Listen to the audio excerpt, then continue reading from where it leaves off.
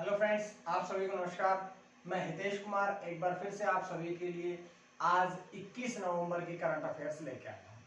आज जैसा कि बताया जा चुका है, आज है 21 नवंबर और आज की वीडियो में हम 21 नवंबर से जितने भी करंट अफेयर्स बनेंगे वो पढ़ेंगे। वो सारे के सारे करंट अफेयर्स जो कि एग्जाम की दृष्टि से इम्पोर्टेंट है, महत्वपूर्ण है, उन सभी करंट अफेयर्स पर हम आज की वीडियो में चर्चा करेंगे। तो चलिए शुरू करते हैं। आज का पहला प्रश्न, सबसे पहला प्रश्न आप लोगों के सामने है कि विश्व टेलीविजन या विश्व दूरदर्शन दिवस, विश्व टेलीविजन या विश्व दूरदर्शन दिवस कब मनाया जाता है। तो ये दिवस मनाया जाता है 21 नवंबर को, जो कि आज ही है, यानी कि आज का जो दिन है वो विश्व टेलीविजन दिवस या विश्व दूरदर्शन दिवस के रूप में मनाया जाता है। अब बात करते हैं कि इसकी घोषणा कब हुई थी। इसकी घोषणा करी गई थी 17 दिसंबर 1996 को। 17 दिसंबर 1996 को यूएन अर्थात संयुक्त राष्ट्र द्वारा इसकी घोषणा करी गई थी। और जैसा कि बताया कि 17 दिसंबर 96 को इसकी घोषणा करी, तो अगले वर्ष यानी कि 1997 से ये पहला विश्व टेलीविजन और दूरदर्शन दिवस मनाया गया था।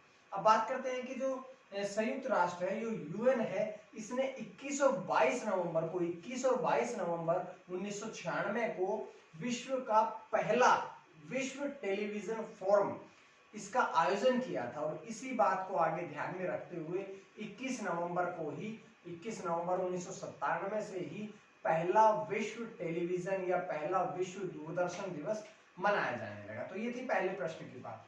अब तो ये जानकारियां थी इस प्रश्न से। अब आप लोगों के सामने है अगला प्रश्न। अगला प्रश्न भी ऐसा ही है कि विश्व मत्स्य दिवस, मत्स्य मतलब मछली, तो विश्व मत्स्य दिवस कब मनाया जाता है। तो आज विश्व टेलीविजन या दूरदर्शन दिवस के साथ साथ 21 नवंबर को ही विश्व मत्स्य या मछली पालन दिवस भी मनाया जाता है। अब बात करते हैं कि इसका उद्देश्य क्या है। तो इस दिवस का मुख्य उद्देश्य है कि स्वस्थ महासागर परिस्थिति प्रणालियों के महत्व को उजागर करना ही विश्व मत्स्य दिवस का मुख्य उद्देश्य है। अब बात करते हैं कि अगर मत्स्य या मछली पालन दिवस है, तो आपको पता है कि भारत के जितने भी दक्षिण राज्य हैं उनके समीप जो है भारत की जो समुद्री रेखाएं हैं, समुद्री तट जो हैं, वो यहाँ पर मिलते हैं। अब यहाँ पर मछली पालन भी किया जाता है। मछली पालन जो है वो भारत देश की जीडीपी का 1.07% जो है इसका योगदान देता है। भारत की जीडीपी में मत्स्य पालन 1.07% का योगदान भी देता है। अर्थात मत्स्य पालन से, मछली पालन से देश की जीडीपी जो है वो 1% वृद्धि करती है। तो इस बात को आप लोगों ने, इंपॉर्टेंट प्रश्न था क्योंकि देश की जीडीपी से जुड़ा हुआ कोई भी प्रश्न हो उसको आपने जरूर पढ़ना है। देश की जीडीपी से संबंधित प्रश्न जो है वो आपकी बैंकिंग परीक्षाओं में बहुत बार पूछे जाते हैं और आप सभी ने पिछले एग्जाम्स में इस प्रकार के प्रश्न पढ़े भी होंगे। चलिए अब हम शुरू करते हैं अगला प्रश्न। अगला प्रश्न है कि छठ पूजा पर मेरा टिकट लॉन्च किया गया। छठ पूजा है, आप सभी को पता है कि बिहार में मुख्य रूप से छठ पूजा मनाई जाती है। बिहार के साथ साथ जो बिहार के तटवर्ती राज्य हैं, उत्तर प्रदेश है, मध्य प्रदेश है, या पश्चिम बंगाल का थोड़ा सा क्षेत्र है, झारखंड का थोड़ा क्षेत्र है, इन क्षेत्रों में छठ पूजा मनाई जाती है। ठीक है, तो देखिएगा छठ पूजा पर मेरा टिकट लॉन्च किया गया है। बात करते हैं कि किसके द्वारा टिकट लॉन्च किया गया है। तो जब भी टिकट लॉन्च करने की बात हो तो आप लोगों ने ये समझना है कि टिकट जारी करने का जो पूरा अधिकार है वो भारतीय टिकट विभाग या भारतीय डाक विभाग को प्राप्त है। तो जैसा कि टिकट जारी करने का अधिकार डाक विभाग को प्राप्त है, तो ये जो मेरा टिकट जारी किया गया है, लॉन्च किया गया है, ये भी भारतीय डाक द्वारा ही लॉन्च किया गया है। लेकिन अगर मंत्री का नाम आता है कि किस मंत्री ने इसको लॉन्च किया है, तो केंद्रीय संचार, इलेक्ट्रॉनिक्स और सूचना प्रौद्योगिकी मंत्री रविशंकर प्रसाद जी ने इसका उद्घाटन किया है। उद्घाटन की बात आए, अगर विभाग पूछा जाए तो भारतीय डाक विभाग, लेकिन अगर आपसे पूछा जाता है, मंत्री पूछा जाता है, तो केंद्रीय मंत्री रविशंकर प्रसाद ने इसका उद्घाटन किया है। रविशंकर प्रसाद का हमने आप लोगों को मंत्रालय बता दिया, केंद्रीय संचार है, इलेक्ट्रॉनिक्स है, सूचना प्रौद्योगिकी मंत्री हैं, वे रविशंकर जी हैं। उसके बाद बात करते हैं कि जो छठ पूजा है वो मुख्य रूप से सादगी और स्वच्छता का प्रतीक है। जो छठ पूजा की जाती है ना, इसका मुख्य उद्देश्य है, इसका मुख्य जो जो सिंबल है वो यही है कि सादगी और स्वच्छता। अब यहाँ देखिएगा, ये किसके द्वारा जारी किया गया है, मैं अंडरलाइन करता हूं, ये जारी किया गया है भारतीय डाक विभाग द्वारा। ठीक है, तो भारतीय डाक विभाग ने अगर इसे जारी किया है तो भारतीय डाक के बारे में पढ़ें, इसकी स्थापना के बारे में पढ़ें, तो भारतीय डाक की स्थापना हुई थी 1 अक्टूबर 1854, यानी कि जो गणतंत्र हुआ, जो भारत अधीन भारत था, जो स्वाधीन, जो पराधीन था, जो अंग्रेजों के अधीन भारत था, उस समय ही 1 अक्टूबर 1854 में इसकी स्थापना करी जा चुकी थी। ठीक है, लॉर्ड डलहौजी के समय में। लॉर्ड डलहौजी का प्रश्न इंपॉर्टेंट रहेगा कि हमारे देश में जो डाक व्यवस्था किसने शुरू कराई थी, लॉर्ड डलहौजी ने। उसके बाद आपसे प्रश्न पूछा जाता है कि रेल व्यवस्था किसने शुरू कराई थी, तो लॉर्ड डलहौजी ने। ये अंग्रेजी हुकूमत के वो थे, उन्होंने ये शुरू कराई थी। उसके बाद बात करते हैं कि भारतीय डाक का मुख्यालय कहाँ पे है, तो भारतीय डाक का मुख्यालय नई दिल्ली में है। ठीक है, तो ये जानकारी सारी इस प्रश्न से मिली है। उसके बाद बात करते हैं कि हरियाणा के पंचकुला में जीएसटी भवन का उद्घाटन किया गया। हरियाणा राज्य के पंचकुला शहर में जीएसटी भवन का उद्घाटन किया गया है। तो ये किसके द्वारा उद्घाटन किया गया है, ये उद्घाटन किया गया है एम अजीत कुमार द्वारा। एम अजीत कुमार ने हरियाणा के पंचकुला शहर में अब पहले जीएसटी भवन का उद्घाटन किया है। अब बात करते हैं कि जो एम अजीत कुमार है वो किस पद पर है या वो कौन से मंत्रालय में है, तो देखिएगा, वे वर्तमान में केंद्रीय अप्रत्यक्ष कर, इनडायरेक्ट टैक्स और सीमा शुल्क बोर्ड के अध्यक्ष है। यानी कि जो इसका फुल फॉर्म है ना, अप्रत्यक्ष कर और सीमा शुल्क बोर्ड, इसकी शॉर्ट फॉर्म है सीबीआईसी। सीबीआईसी के अध्यक्ष है कौन, एम अजीत कुमार। ठीक है, अब सीबीआईसी के अध्यक्ष एम अजीत कुमार ने हरियाणा के पंचकुला में अब जीएसटी भवन का उद्घाटन किया है। अब इसकी अगर हम बात करें अनुमानित लागत की, तो ये लगभग 130 करोड़ रुपए की अनुमानित लागत से ये तैयार किया जाएगा। और बात करते हैं, देखिए यहाँ पर हमने छोटी सी शॉर्ट फॉर्म में पढ़ा है सीबीआईसी, हिंदी में इसकी हमने फुल फॉर्म पढ़ ली कि केंद्रीय अप्रत्यक्ष कर और सीमा शुल्क बोर्ड, पढ़ ली हिंदी में। लेकिन जब आपकी फुल फॉर्म या शॉर्ट फॉर्म आपके एग्जाम में आती है तो वहां पर आपने इंग्लिश में बताना पड़ेगा। तो सीबीआईसी की अगर हम फुल फॉर्म पढ़ें, उसकी फुल फॉर्म है central board of indirect taxes and customs. Indirect मतलब अप्रत्यक्ष कर। ठीक है, बात करते हैं कि सीबीआईसी की स्थापना कब हुई थी, तो सीबीआईसी की स्थापना हुई थी 1 जनवरी 1964 में। और 1 जनवरी 1964 में इसकी स्थापना के पश्चात अगर आपसे पूछा जाता है कि इसका मुख्यालय कहाँ पे है, तो सीबीआईसी का मुख्यालय है नई दिल्ली में। तो ये जानकारियां थी जो इस प्रश्न से बहुत ही इंपॉर्टेंट थी। ठीक है, अब बढ़ते हैं अगले प्रश्न की तरफ। अगला प्रश्न आप लोगों के लिए है कि विश्व व्यापार रिश्वत जोखिम सूचकांक 2020 जारी किया गया। जो व्यापार में जो रिश्वत जोखिम होते हैं ना, उन सभी जोखिमों का अब इंडेक्स यानी कि सूचकांक जारी किया गया है। तो बात करते हैं सबसे पहले तो किसके द्वारा जारी किया गया, ये किया गया है ट्रेस इंटरनेशनल एंटी रिश्वत मानक रेटिंग संगठन द्वारा। ट्रेस इंटरनेशनल एंटी रिश्वत मानक सेटिंग संगठन के द्वारा इसे लॉन्च किया गया है। बात करते हैं कि इसमें भारत का कौन सा स्थान रहा है, भारत का इसमें 77वां स्थान रहा है। भारत ने 45 अंक प्राप्त किए हैं और 45 अंकों के साथ ही भारत का जो स्थान है वो 2020 की रैंकिंग के अनुसार, 2020 की रैंकिंग के अनुसार जो भारत का स्थान रहा वो रहा 77वां। ठीक है, अब बात करते हैं कि 2019 में भारत की कौन सी रैंकिंग थी, तो 2019 में भारत की 78वीं रैंकिंग थी, जिसमें 1 अंक का सुधार करते हुए, 1 अंक नहीं 1 रैंक का सुधार करते हुए अब 2020 में 77वां स्थान प्राप्त किया है। अब बात कर लेते हैं कि जो भारत के पड़ोसी देश है, बांग्लादेश है, श्रीलंका है, पाकिस्तान है, ये जो भारत के पड़ोसी देश हैं इन सभी में भारत ने अच्छा प्रदर्शन किया है। लेकिन भूटान जो देश है, भूटान भी भारत का पड़ोसी देश है, भूटान का प्रदर्शन भारत से अच्छा रहा। भूटान का जो रैंकिंग रही वो 48th रही, यानी कि 48वीं रैंकिंग रही। लेकिन भूटान को छोड़कर के जितने भी भारत के पड़ोसी देश हैं उन सभी पड़ोसी देशों से भारत देश ने अच्छा प्रदर्शन किया है। उसके बाद बात करते हैं कि देखिए भारत का नंबर तो आ गया 77, लेकिन बात करते हैं कि सबसे ऊपर के कौन कौन से देश हैं और सबसे नीचे के कौन कौन से देश हैं। तो सबसे पहले पढ़ते हैं कि सर्वाधिक रिश्वतखोरी जोखिम वाले देश के सबसे ज्यादा रिश्वत का किसी भी व्यापार को शुरू करने से पहले सबसे ज्यादा जो रिश्वत का जोखिम है वो कौन कौन से देश हैं। तो बात करते हैं सबसे पहले उत्तर कोरिया, दूसरा तुर्कमेनिस्तान, तीसरा दक्षिण सूडान, वेनेजुएला और पांचवा है इरिट्रिया। ये देश के नाम है, ठीक है।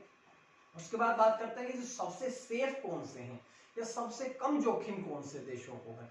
तो बात करते हैं सबसे पहले डेनमार्क है, नॉर्वे है, फिनलैंड है, स्वीडन है, न्यूजीलैंड है। ये 5 देश ऐसे हैं, 5 सबसे खराब देश बताए जो कि इससे पहले पढ़े थे, लेकिन जो ये 5 देश बताए गए हैं आप सभी से, डेनमार्क, नॉर्वे, फिनलैंड, स्वीडन और न्यूजीलैंड, ये 5 देश जो है इन्होंने सबसे अच्छा प्रदर्शन किया है, यहाँ पर सबसे कम जोखिम है, ठीक है। तो उसके बाद बात करते हैं ये प्रश्न से जानकारी के बाद अगला प्रश्न देखिएगा। भारत और लग्जमबर्ग के बीच पहले वर्चुअल सम्मेलन का आयोजन किया। भारत देश और एक देश है लग्जमबर्ग, इन दोनों देशों के बीच में पहले वर्चुअल सम्मेलन का आयोजन किया गया। कब आयोजन किया गया? तो इसका आयोजन किया गया है 19 नवंबर को। 19 नवंबर को भारत और लग्जमबर्ग के बीच में पहला वर्चुअल सम्मेलन आयोजित किया गया। वर्चुअल सम्मेलन है तो आपको पता है कि भाई ये क्योंकि कोरोना वायरस अब पिछले 4-5 दिनों से, पिछले ऐसा कहिएगा कि 1 सप्ताह से कोरोना वायरस ने दोबारा से तेजी पकड़ ली है, तो उस चीज को आपने पकड़ना है, सेफ रहना है, घरों से कम से कम निकलना, जब बहुत जरूरी हो तभी घर से बाहर निकलेगा, अन्यथा घर से बाहर ना निकले, क्योंकि पिछले 1 सप्ताह से कोरोना ने दोबारा से रफ्तार पकड़ ली है, ठीक है। और भारत देश में अनेक शहर ऐसे हैं जिन्होंने दोबारा से लॉकडाउन का पालन करना शुरू कर दिया है। हम बात कर लेते हैं भारत और लग्जमबर्ग के बीच। देखिएगा लग्जमबर्ग जो है वो भारत के साथ में प्राचीन समय से ही जुड़ा हुआ है। भारत के और लग्जमबर्ग के जो संबंध हैं वो प्राचीन समय से ही अच्छे रहे हैं। 1948 में पहली बार भारत और लग्जमबर्ग के बीच में राजनयिक संबंध शुरू हुए थे और इन्हीं बातों को देखते हुए, लेकिन भारत और लग्जमबर्ग का कभी मतभेद नहीं हुआ है किसी बात को लेकर के, ठीक है। अब जो ये पहला वर्चुअल सम्मेलन आयोजित किया गया है इसमें भारत के प्रधानमंत्री श्री नरेंद्र मोदी ने भाग लिया है, उधर से वहां के प्रधानमंत्री जीन क्लाउड जुनकर ने भाग लिया है।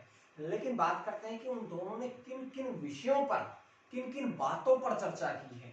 तो सबसे पहले है तो व्यापार पर बातें करी, वित्त से संबंधित बातें करी, इस्पात, अंतरिक्ष, नवाचार, विनिर्माण, मोटर वाहन, इन सब विषयों पर दोनों ने मिलकर के चर्चा करी है ताकि इन क्षेत्रों को बढ़ा सके, इन क्षेत्रों में विस्तार कर सके, इस उद्देश्य से इन बातों पर चर्चा हुई। उसके बाद बात करते देखिएगा लग्जमबर्ग के साथ में भारत का ये सम्मेलन था या कॉन्फ्रेंसिंग थी। तो लग्जमबर्ग की जो राजभाषा है वो है फ्रेंच, जर्मन और लग्जमबर्ग। ये 3 भाषाएं जो है वो लग्जमबर्ग की राजभाषा। भारत की राजभाषा कौन सी है? हिंदी है। राजभाषा का अर्थ होता है जिस भाषा में व्यापार नहीं, जिस भाषा में केंद्रीय कामकाज किए जाते हैं, जो केंद्रीय कार्यकाज की जो भाषा है उसे राजभाषा कहते हैं, ठीक है। उसके बाद बात करते हैं कि लग्जमबर्ग के प्रधानमंत्री कौन है। तो मैंने अभी बताया कि जीन क्लाउड जुनकर ये लग्जमबर्ग के प्रधानमंत्री हैं। तो ये जानकारी यहां से मिली। उसके बाद बढ़ते हैं अगले प्रश्न की तरफ। देखिएगा कासा, CASA कासा अभियान शुरू किया गया है। तो CASA अभियान किसके द्वारा शुरू किया गया है? ये शुरू किया गया है कर्नाटक बैंक के द्वारा। कर्नाटक बैंक ने अब CASA कासा नामक एक अभियान शुरू किया है। ये अभियान जो है 17 नवंबर से लेकर के 4 मार्च 2021, 17 नवंबर से लेकर के अभी जो 4-5 दिन पहले जो 17 नवंबर गया है उससे लेकर के आने वाले वर्ष 2021 में 4 मार्च तक चलेगा। बात करें इसके उद्देश्य की, तो इसका उद्देश्य कि डिजिटल बैंकिंग को बढ़ावा देना। डिजिटल बैंकिंग को बढ़ावा देना मुख्य उद्देश्य क्यों है? क्योंकि डिजिटल बैंकिंग के द्वारा आप धोखाधड़ी नहीं कर सकते हैं, आप ब्लैक मनी को छुपा नहीं सकते हैं। डिजिटल बैंकिंग के द्वारा आप घर में रह करके भी, कोरोना वायरस के दौरान घर में रहकर भी आप लेन देन, वित्तीय लेन देन कर सकते हैं। तो इन सब बातों को ध्यान में रखते हुए कासा नामक अभियान शुरू किया गया है कर्नाटक बैंक के द्वारा। अब हम पढ़ लेते कासा, हमने 3-4 बार पढ़ी है ये टर्म। तो इसकी अगर हम फुल फॉर्म की बात करें तो इसकी फुल फॉर्म है current account and saving account, CASA, current account and saving account, ये इसकी फुल फॉर्म हुई। अब ये शुरू किसने किया है? ये शुरू किया है कर्नाटक बैंक के द्वारा। तो देखिएगा कर्नाटक बैंक जो है इसका मुख्यालय है मंगलूर, मंगलूर को ही मैंगलोर भी कहते हैं क्योंकि ये कर्नाटक क्षेत्र में है। मंगलूर भी कह सकते हैं या इसको मैंगलोर भी कहते हैं। बात करते हैं कि इसके MD और CEO यानी कि मैनेजिंग डायरेक्टर और मुख्य कार्यकारी अधिकारी कौन है? तो महाबलेश्वर MS जो है वे कर्नाटक बैंक के वर्तमान में MD और CEO है। बात करते हैं कि इसकी स्थापना कब हुई थी? तो इसकी स्थापना हुई थी 18 फरवरी 1924 को। ये सारी बातें जो है ये हमने इस प्रश्न के साथ साथ में जो कर्नाटक बैंक है, इस कर्नाटक बैंक से भी संबंधित पढ़ ली है। ठीक है, तो आप लोगों ने करंट अफेयर को इसी प्रकार से पढ़ना है कि आप लोग उसको अच्छी तरह से समझ सके। उससे संबंधित जितने भी करंट अफेयर के क्वेश्चन, GS के क्वेश्चन बनते हैं, उनको भी आप लोगों ने पढ़ना है। अब देखिएगा अगला प्रश्न है,